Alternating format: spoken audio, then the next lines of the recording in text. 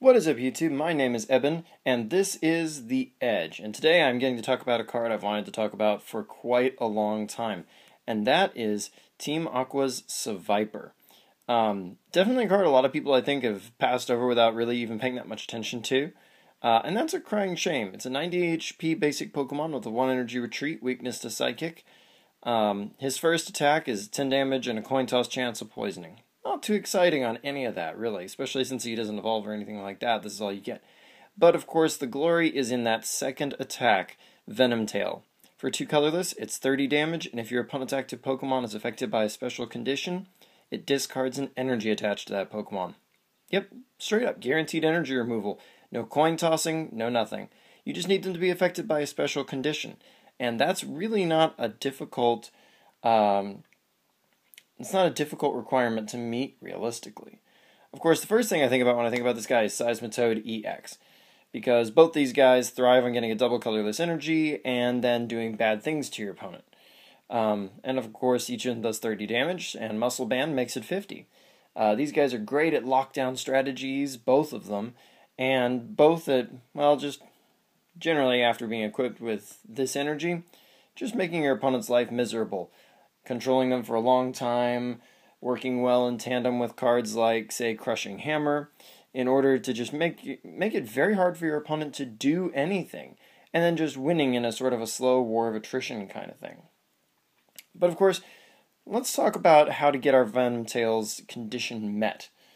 I think probably the most obvious thing you might think of is Hypnotoxic Laser. Because you can just straight up fire it off, give your opponent at least poison, which helps rack up damage too with your 30 damage on Venom Tail or on your Quaking Punch from your Seismitoad EX, but it also might even score sleep for you, which is nice. And it also naturally suggests Verbank City Gym in tandem, which we all know Seismitoad EX already enjoys Verbank City Gym and Hypnotoxic Laser, so it's just sort of a natural fit here too, where you can be depriving your opponent of energy, which is something Seismitoad already thrives on, so we're essentially just sort of building a reinforced Seismitoad EX as it already exists. But another card that really deserves mention here is Malamar EX. It's one of those cards I think we all love to hate. You don't necessarily think it's that great or want to play it, but when you see it on the other side of the field, you get concerned. For one thing, it's always a coin toss chance in a lot of ways, whether or not you'll even get to attack, or you'll have to play something like Switch or Escape Rope in order to get away with the attack in the first place. So this guy is definitely already kind of a useful card, but his Hyper Hypnosis is a guaranteed way to inflict status on your opponent and make sure that your Team Aqua Seviper does his job. And then let's compound the fact that your opponent will now have to be scoring heads on their sleep flip and supplying new energy to their active Pokemon, all just for a chance to deal some damage to a Pokemon that's only going to surrender one prize in the first place, unlike Seismitoad EX. But there are some other stadiums besides Verbank that also deserve a little bit of attention.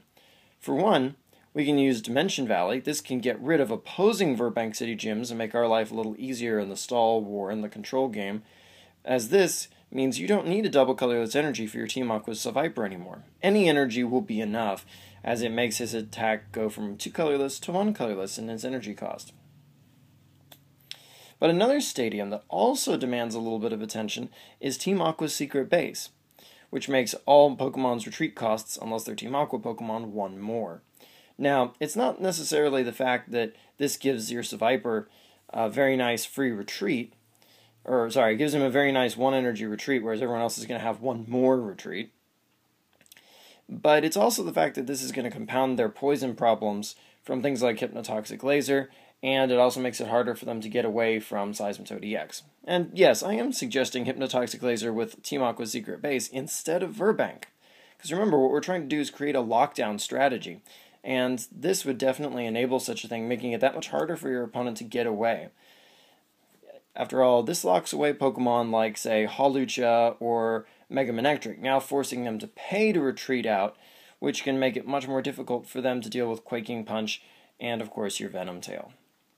So those are some interesting ideas for an interesting card.